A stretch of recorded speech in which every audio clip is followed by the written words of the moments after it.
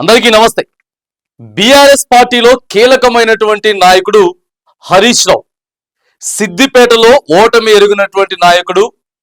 ఇక ప్రతిపక్షాలు సైతం కూడా అటు బీజేపీ కానీ లేదా కాంగ్రెస్ కానీ బీఆర్ఎస్ పార్టీలో కేవలం పర్ఫెక్ట్ మనిషి ఎవరైనా ఉన్నారంటే అది హరీష్ రావే.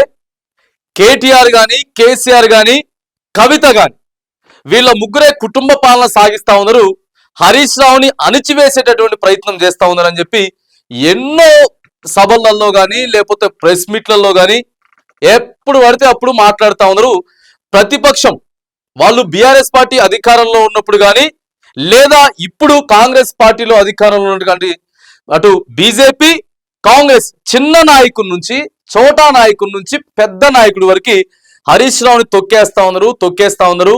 ఇక చాలా దినపత్రికలు కూడా రాసుకొని వచ్చినాయి. ఇక మరి కొద్దిసేపట్లో బీజేపీలోకి హరీష్ రావు, మరి కొద్దిసేపట్లో ఇప్పుడు బీజేపీ అధ్యక్షుడిగా హరీష్ రావు కాబోతా ఉన్నాడు, లేకపోతే టీడీపీ అధ్యక్షుడు తెలంగాణ టీడీపీ అధ్యక్షుడిగా హరీష్ రావు కాబోతా ఉన్నాడు. ఇట్లా ఎన్నో రూమర్స్ వచ్చినాయి. దీని మీద హరీష్ రావు ఎందుకు స్పందించట్లేదు, మరి హరీష్ రావు ఎందుకు మౌనంగా ఉంటా ఉన్నాడు? మౌనంగా ఉంటుండంటే అర్థం ఇప్పుడు సెకండ్ ప్లేస్ ఎవరిది? సెకండ్ ప్లేస్ ఎవరిని తీసుకోవాలా? కేటీఆర్ని తీసుకోవాలా, లేకపోతే హరీష్ రావుని తీసుకోవాలా, లేకపోతే కవితన? ఇలా ముగ్గురిట్లో నెంబర్ 1 కేసీఆర్ అయితే నెంబర్ 2 ఎవరు? నెంబర్ 2 కేవలం కేటీఆర్ నెంబర్ 2 కావాలనుకుంటా ఉందని చెప్పేసి మరి ఇక మస్తు ప్రచారాలు, ఇక మామూలు ప్రచారాలు కాదు. కానీ ఏ రోజు కూడా హరీష్ రావు మాట్లాడినటువంటి దాఖలాలు లేవు. బీఆర్ఎస్ అంటే కేవలం కుటుంబ పాలనే అని చెప్పిన దగ్గర నుంచి వెళ్ళి ఫస్ట్ ప్లేస్, ఇక మొదటి ప్రియారిటీ బీఆర్ఎస్ అంటే ఫస్ట్ కేసీఆరే. ఆ తర్వాత మరి ఎవరికి సెకండ్ ప్లేస్, థర్డ్ ప్లేస్ అని చెప్పేసి మస్తు కొట్టలాట్లు జరుగుతూ ఉన్నాయి. సో అవునా, ఈ నేపథ్యంలో మరి ఇక ఎవరికి వారే మొదటి ప్లేస్ అంటే కేటీఆర్, మొత్తం కేటీఆర్ కావాలని చెప్పి చేస్తా ఉండి ఇదంతా మనకు తెలుసుగా. హరీష్ రావు కుండ బద్దలు కొట్టేసిండు. నిన్న క్లియర్ గా చెప్పేసినటువంటి మాట మనం చూస్తే ఒకసారి ఆయన ఏం మాట్లాడింది అనేది ఒకసారి ఆయన నోటు ద్వారాగానే వినేటటువంటి ప్రయత్నం అయితే చేద్దాం. ఇక్కడ మరి నెంబర్ 2 ఎవరు? ఎప్పుడు కూడా కేటీఆర్ మాట్లాడితే మాకు నెంబర్ 2 గురించి మాకు ఎటువంటి కొట్లాట లేదు, కేవలం మాకు కేసీఆర్ ఎట్లా చెప్తే మేము అదే చేస్తాం. కానీ వీళ్ళంతా పిచ్చోళ్ళు పనికి మాలిన మాటలు మాట్లాడుతూ ఉన్నారని చెప్పిరు కదా. ఇక చూడండి మరి హరీష్ రావు ఇక ఏం మాట్లాడినరో. సో ఒకసారి మీరంతా చూడాలి.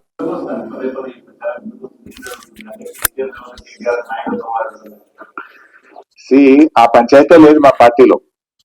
నేను చాలా సార్లు కూడా చెప్పాను. ఇవాళ కేసీఆర్ గారు మా పార్టీ అధ్యక్షుడు, ఆయన యొక్క ఆదేశాలను తూచా తప్పకుండా పాటించే ఒక క్రమశిక్షణ కలిగిన కార్యకర్త హరీష్ రావు అని చెప్పిన.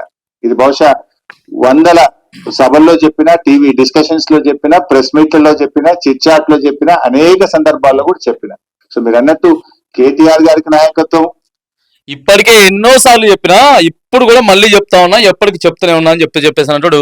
ఇవాళ హరీష్ రావు ఎంత పెద్ద నాయకుడు, ఏ పార్టీలోకి పోయినా కూడా బంగారం లాగా తీసుకుంటారు. ఇదే పరిస్థితి గినక కాంగ్రెస్ పార్టీలో ఉంటే ఇప్పటి వరకు ఎంత పంచాయతీలు అయ్యేటి? కాంగ్రెస్ పార్టీ వాళ్ళు ఊరుకుంటారా? కాంగ్రెస్ పార్టీ వాళ్ళు ఇక ఇప్పటికే మంత్రి పేరు పెడతారా? దీని మీదనే మస్తు పంచాయతీ జరుగుతున్నటువంటి నేపథ్యంలో మరి ఇలాంటి నాయకుడు బీఆర్ఎస్ లో ఉండడం కేటీఆర్ అదృష్టం. వాస్తవంగా చెప్పాలంటే కేసీఆర్ బీఆర్ఎస్ పార్టీ చేసుకున్నటువంటి అదృష్టమే. ఇలాంటి నాయకుడు ఇప్పుడు బీజేపీలోనో కాంగ్రెస్ లోనో ఉంటే ఎన్నిసార్లు మారినో, ఇక అధికారం కోసం ఇలాంటి పవర్ఫుల్ నాయకుడు ఎన్నిసార్లు మారినో. స్వాగతిస్తాను. డెఫినెట్ గా ఐ కోఆపరేట్. ఒక కార్యకర్తగా హరీష్ రావు పార్టీ నిర్ణయాన్ని, కేసీఆర్ నిర్ణయాన్ని ఎప్పుడైనా శిరసా వహిస్తాడు తప్ప గీత దాటే వ్యక్తి కాదు. ఇది ఇక హరీష్ రావు మరి ఇప్పటికే చెప్పిండగా మొత్తం నోర్లు బంద్ చేయించింది కదా. ఎవరెవరైతే మాట్లాడబోతా ఉన్నారు ఏంటిదనేది నోరు బంద్ చేయించినటువంటి సంఘటన అయితే మనకి ఇక్కడ క్లియర్ గా కనపడుతున్నాడు. ఏం అర్థమైతే లేదు. అటు బీజేపీకి కానీ కాంగ్రెస్ కానీ ఏందే హరీష్ రావు పెద్ద బాంబు ఒకటి వేల్చిండు. ఆ రిపోర్ట్ అడగకపోయినా బాగుండేది. వాళ్ళ పార్టీకి లోపల ఇంటర్నల్ గా మనం వాటిని కొద్దిగా చీల్చే క్రమం, లేకపోతే ప్రజలకి హరీష్ రావు ఏం మాట్లాడట్లేదు కాబట్టి సో ప్రజలు ఏమనుకుంటున్నారో బీఆర్ఎస్ లో హరీష్ రావును తొక్కేస్తా ఉన్నారు అని చెప్పేసి అనుకుంటున్నారు.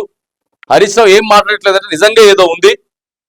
కేటీఆర్ ని బాగా ఎక్స్పోజ్ చేసి చూపిస్తా ఉన్నారు, లేకపోతే ఆ కవితను తీసుకుపోయి ముందు పెడతారా? హరీష్ రావు అంతగానో కష్టపడతా అంటే నేను పార్టీకి క్రమశిక్షణ గల విధేయుడిని, మా పార్టీ అధ్యక్షుడు కేసీఆర్ ఏం చెప్తే అది శిరసా నేను వహిస్తా. ఇక్కడ ఎటువంటి భేదాలు లేవు, ఎటువంటి వివాదాలు లేవు. ఎటువంటి భేషజాలు అని క్లియర్ గా నిన్న కుండ బద్దలు కొట్టినట్టు మాత్రం హరీష్ రావు అయితే మాట్లాడి ఏం అర్థమైతే లేదు. ఇక కాంగ్రెస్ వాళ్ళకి కానీ లేకపోతే బీజేపీ వాళ్ళకి ఏం అర్థం కావట్లేదు. అంత షాక్ లో ఉన్నటువంటి పరిస్థితి అయితే మరి హరీష్ రావు మాత్రానికి నేను ఒక షాకింగ్ న్యూస్, ఒక సంచలనమైనటువంటి వ్యాఖ్యలు మాత్రం నిన్న చేసింది మనం చూస్తా ఉన్నాం.